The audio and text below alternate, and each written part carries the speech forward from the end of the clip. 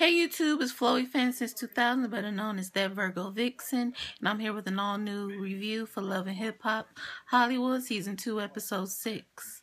This episode only had a few things I want to talk about. First, I want to talk about Princess and Sierra, or Tiara, I'm sorry. They have a fight about how, Princess found out Tiara was sending Ray J information, feeding him information, just being very messy.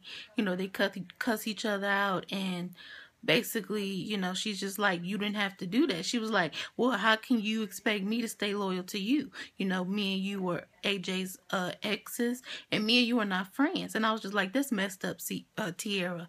Keep calling her Sierra. Tiara, you and her met up. You was trying to be friends with her. You were trying to talk to her about Ray J and how he is. You and her were trying to form a friendship. And, Princess is just so naive. I didn't like what Tiara did. She was being messy.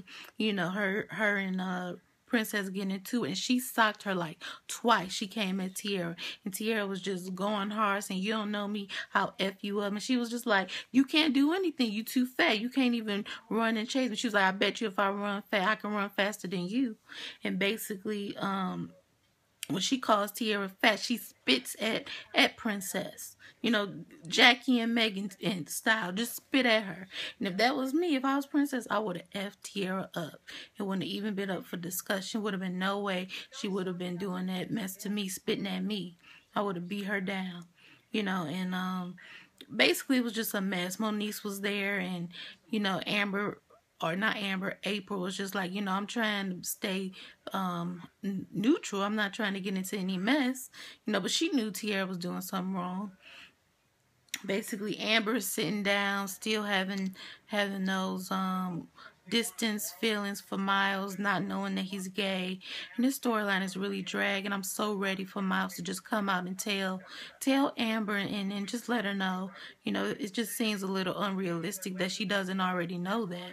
But, we got to go with the storyline. She's sitting up talking to her sister, and she was just like, I think, you and him need to talk, but if you still want to be with him, you still think y'all have something to talk about, then go ahead and continue to see him.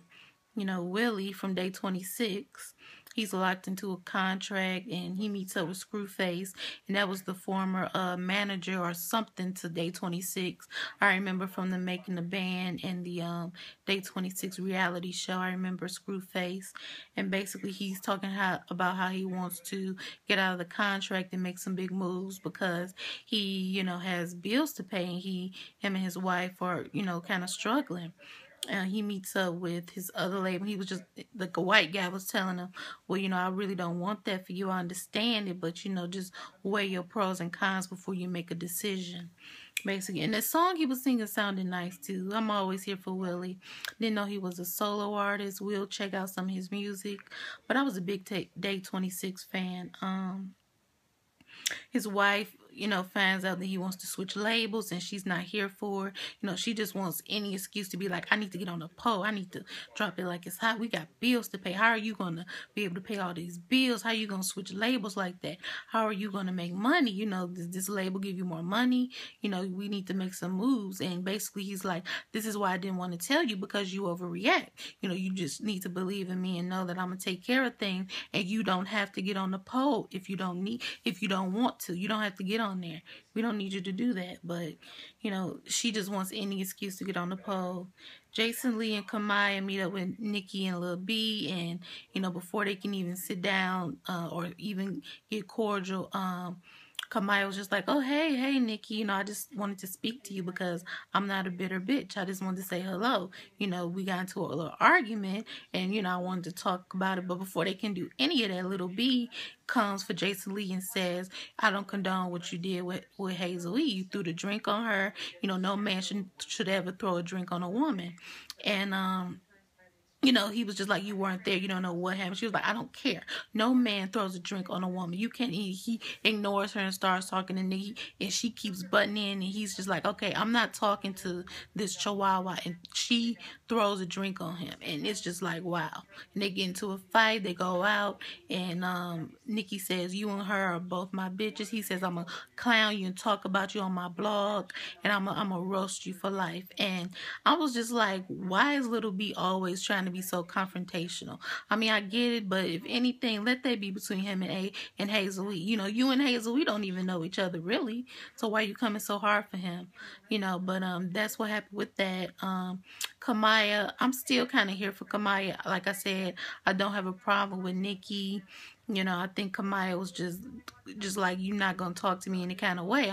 I'm not gonna be an appetizer to Little Fizz. I'm not gonna be, you know, just a basic chick to you, Nikki. So she came at her hard, but you know, they tried to get past that but couldn't.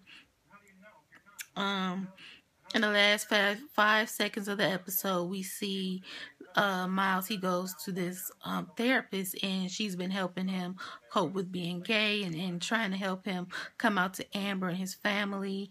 And you know, basically Amber shows up, and you know, the therapist is like, okay, I'm gonna help you come out to her. And on the next episode, we see she finds out, and she's just crying, screaming, running out on the ground, on the grass, just crying and like, oh my God, I can't believe it. Which I'm just like, really, really, okay.